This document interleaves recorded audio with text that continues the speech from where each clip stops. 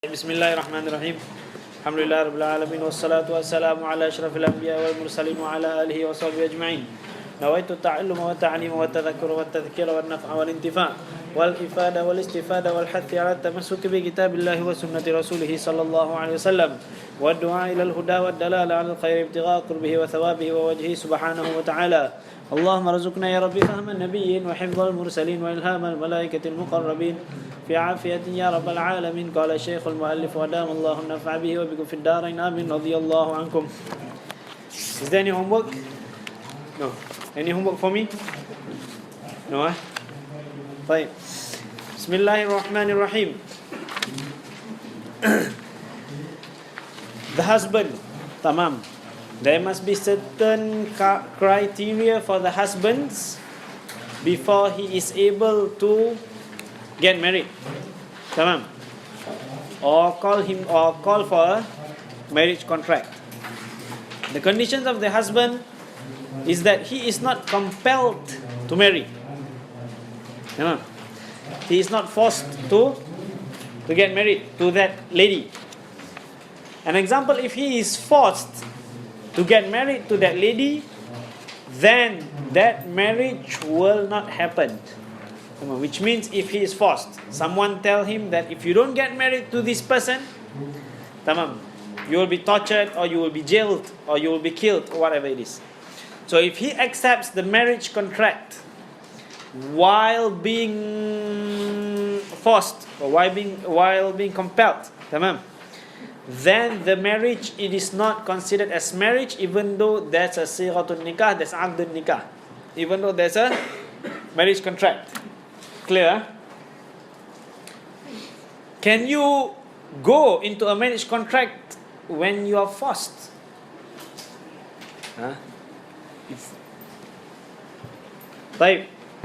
If you don't get married, I kill you. Someone threatened you like that.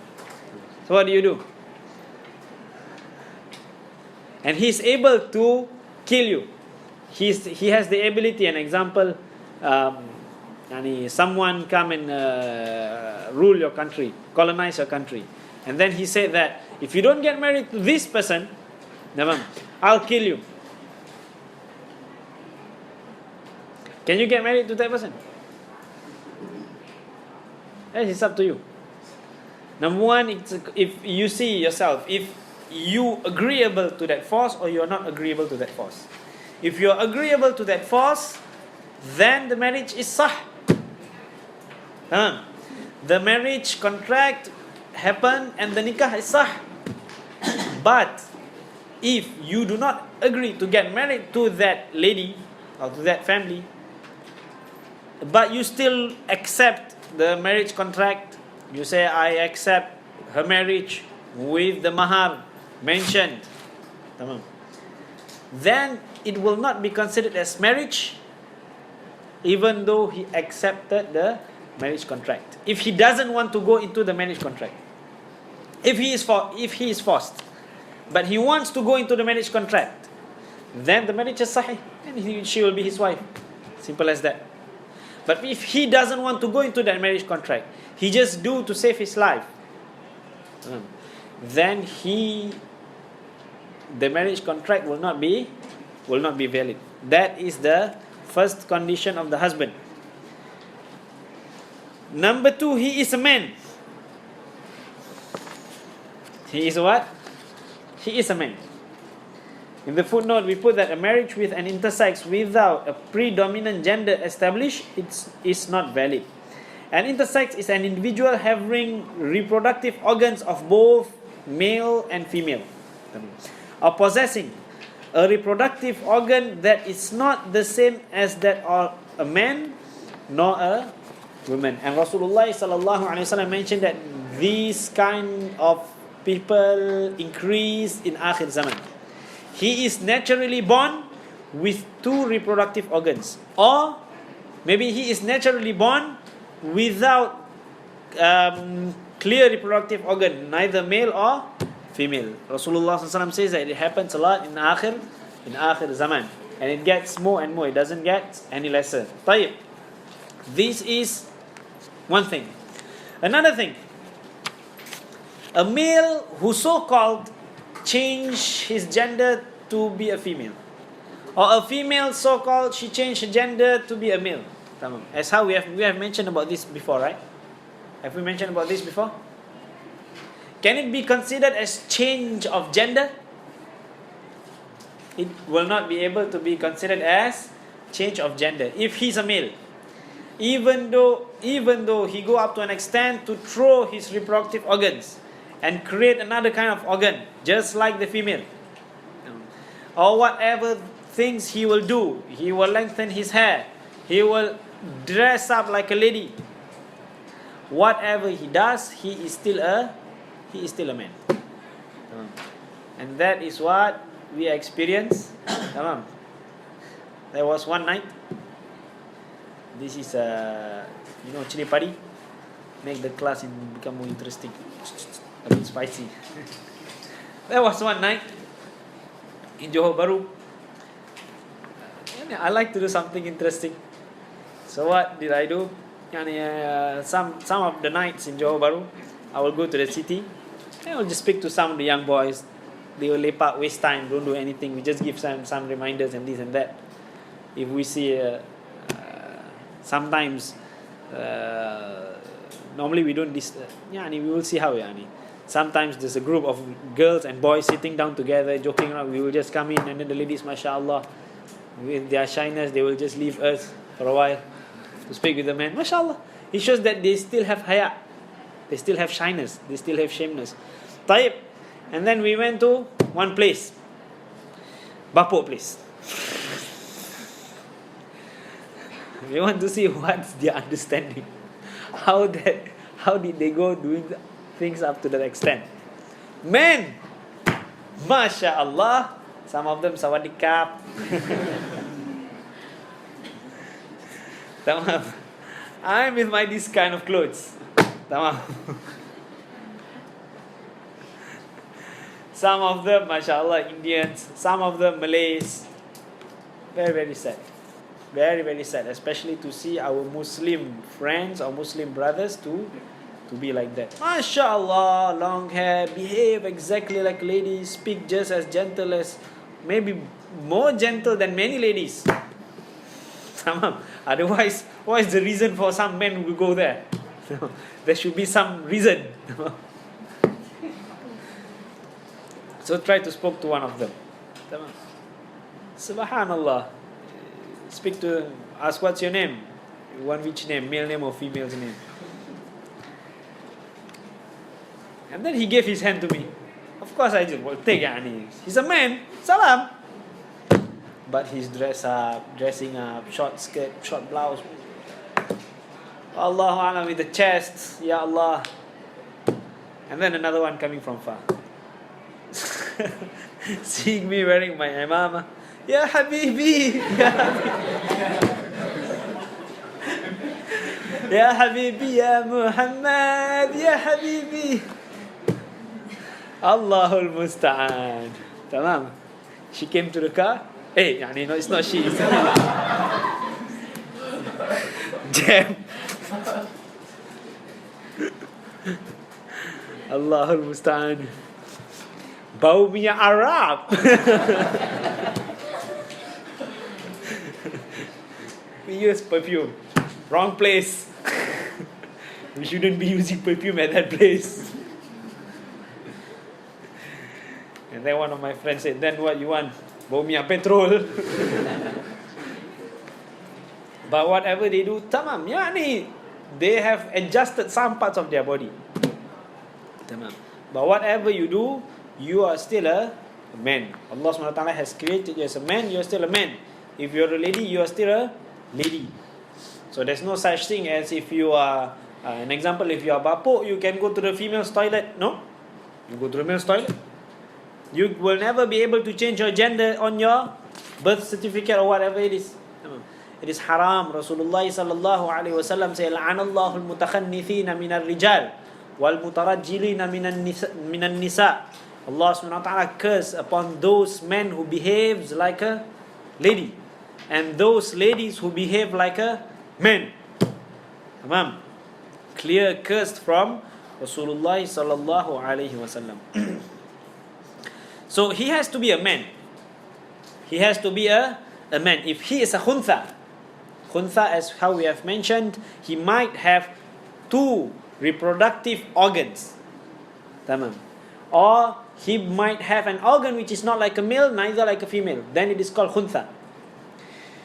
And if a khuntha wants to get married, then he has to go through not say a test, but has to go through some inquiries to find out whether he's a male or he's a female. Sometimes he doesn't know himself. Tamam. So you have to go and see an alim. Tamam. And that alim will distinguish whether you're a male or you're a female. Tamam. Rabbi ighfirli wa tub alayya innaka anta tawwabur rahim. And an identified groom. That man has to be identified and has to be known. This one. Or some names. If the groom is not going to be in the in the majlis of marriage contract, he has to be known, or his name has to be known. You cannot just say that. Okay, what do you mean by known or identified or specified here? We cannot say an example.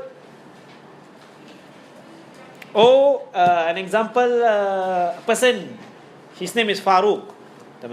He has 10 sons. And then the wali of the bride will say, "Oh Farooq, I marry my daughter Fulana to one of your sons." One of your sons means it's unidentified, not specified. Who is the son? Which son? It has to be mentioned. My first son, second son, third son, fourth son until the 10th son, or you mention the name. Which son? Ali, Zaid, whatever it is. Tamam? So it has to be identified. It cannot be unknown. Or he tells one man, "I marry my daughter to any one of you here." And then any one of you here come and say, "I accept the marriage." Is that possible? No, that is not possible. Tamam. And we're going to mention again, and an example, if it's an example to be given while durus, while teaching, even though the teacher, he has a daughter himself, and he say, an example, "Oh Muhammad Faiz, I marry your daughter, tamam, Fulana, with the mahar of Fulan. If he says Gabiltu, I accept, tamam, it will not be considered as marriage. Because why? It is durus, it's teaching, as classes, as how we have mentioned in the... Have we mentioned?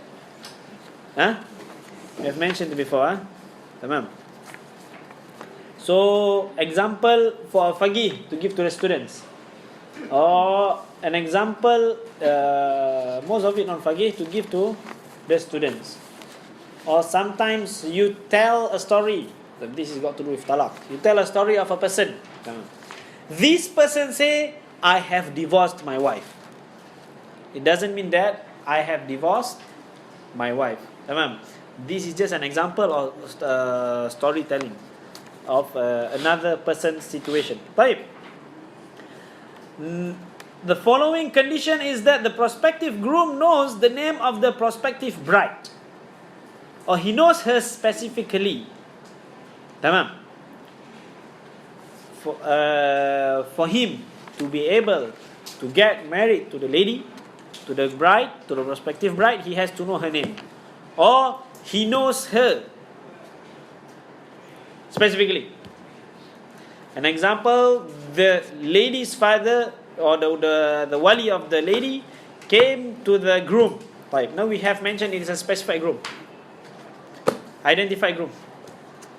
And then he come and say, "Oh Fulan, I marry you to one of my daughters." You choose which one. 1, 2, 3, 4. Which one you want? So then he will say, "I accept the marriage of one of your daughters," or "I accept the marriage of the second daughter," an example. Then the marriage contract will not be valid. Because the prospective bride has to be specified. Have to be identified. An example, oh Fulan, I marry you to this daughter. Now, why do we say when it comes to marriage contract, we say that I marry you to my daughter Fulana? Khalas, specify, identify. That is why we mention names. Or an example, if a person wants to say, oh Fulan, I marry you to my daughter this, with the mahar of Fulan, Fulan, Fulan. He can say that I accepted the marriage of your daughter, this daughter, and with the mahar of Fulan, Fulan, Fulan. That is also possible without mentioning name. I marry you to my second daughter. He doesn't want to mention names. Because why? He's shy, an example. Or he doesn't want to be known that he has a daughter who has that name. Wallahu alam. An example. But all those things are possible. Tamam. The prospective groom knows the name of the prospective bride, or he knows her specifically, and he is not in the state of ihram or hajj or umrah. Now he goes to hajj and umrah, but suddenly he's interested in one lady, and the father said, I'm interested in you to be my, wali said, I want you to be my the husband for this prospective bride. So what you do? I don't want to lose you. So what? Get married immediately, but I'm in the state of ihram. The husband will do wakil to someone. I will commission someone to accept the marriage contract on my behalf. Because why? I'm in ihram. If you are in ihram, you cannot accept the marriage contract. Neither any one of your representative can accept the marriage contract. You have to finish your ihram before your representative can accept the marriage contract. Is that clear so far? Tamam. Don't be like those people we have told you the story before. Take barakah in Mina. Tamam. Ayyam al-Tashriq. They just finished their hajj. They say, Yalla, barakah. Tamam. Husband and wife. MashaAllah, tabarakallah. We are still in the second stage of ihram. They have not completed the second stage of ihram. What happened to those kind of people? Is their hajj invalidated? I think we have mentioned before, a little bit. When you go out of ihram, there's two stages. The first stage of ihram and the second stage of ihram. After you go out from the first stage of ihram, for guys, you can start covering your head, you can put on normal clothes, you can do everything, you can put on perfume and everything, except for marriage. What we mean by marriage means the relationship between husband and wife. And also marriage contract. The same goes to the ladies. When they go out on the first stage of ihram, they are able to start covering their face, put on perfume, comb their hair, and maybe some of the hairs will go off or something. Wallahu alam. Faddal. But there should not be any relationship between husband and wife, or marriage contract shouldn't be involved. Now, if there's a marriage contract involved, then the marriage contract will not be valid. Simple as that. But if a person falls into husband and wife thing, tamam, then the hajj will be invalidated. The whole hajj will be invalidated. In the first place, he has to complete the hajj, regardless if his hajj has been invalidated. Number two, he has to do qada for that hajj as soon as possible. As soon as possible. When we mention by as soon as possible means as soon as he has the ability, as soon as he has the opportunity to do that hajj again. Tamam. Rabbighfirli wa tub alayya innaka antat tawwabur rahim. So now a husband, a prospective groom who's in a state of ihram is not able to accept the marriage contract, even if he would want to commission someone to accept the marriage contract on his behalf. Basically, he shouldn't be involved in the marriage contract at all until he has completed the second stage of ihram. Who has gone to hajj before? Who has gone to hajj amongst the ladies? Who has learnt about hajj before? Now then in the future you will learn that there's two stages of ihram. Tamam. The first stage of ihram and the second stage of ihram. For umrah, there's only one stage of ihram. There's no two stages of ihram. The second stage of ihram will only be completed after the ayyam at-tashriq. After you have completed all throwing those stones on the last 3 days. On those 3 days. Tamam. That is when you will complete the second stage of ihram. Rabbighfirli wa tub alayya innaka antat tawwabur rahim.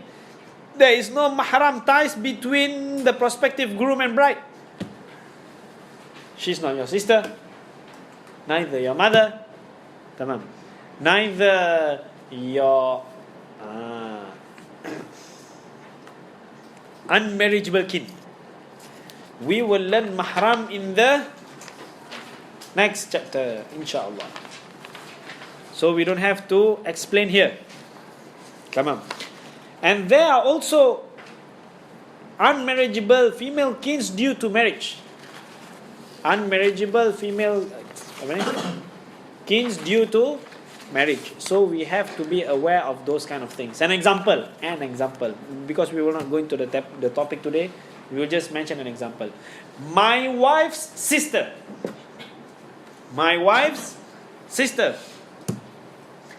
It is not possible for me to get married to my wife's sister as long as my wife is still my wife. An example. If she is already divorced, an example, or she has died, then only I can get married to her sister when her iddah has completed. Is there any mahram between me and the sister? No. But it is not allowed for you to get married to anyone who has a special silatul rahim to your wife. Tamam. A person who has a wife, his wife has a special silatul rahim with that person, blood relations with that person. Then you are not allowed to get married to those people. And we will mention in the following chapters, inshallah.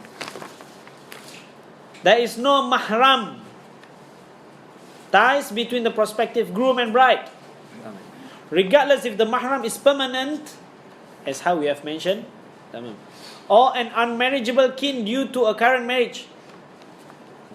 Mahram, an example, you want to get married to your auntie. And your auntie, which means you share the same bloodline as your auntie, your father's brother or your mother's sister. Father's brother, macam mana nak kahwin? Your father's sister, or your mother's sister, your aunties, or your grandmother's sisters, your grandfather's sisters. Those are all kind of ladies that you cannot get married to. Taib, your nephew. For the males, your nieces. For the ladies, your nephews. You're not allowed to get married to those kind of people. Your cousin. Can you get married to your cousin? Confirm. Sure. Betul. Of course you can get married to your cousin. Rabbighfirli wa tub alayya innaka antat tawwabur rahim.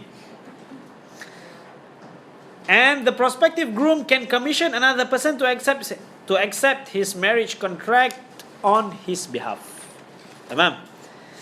The prospective groom can commission another person to accept his marriage contract on his behalf if he is amongst those people who are able to be commissioned. Tamam. If he is amongst those people who are able to be commissioned. Can you commission a lady to accept the marriage contract? Betul tak boleh? Can you commission a lady to accept the marriage contract on your behalf?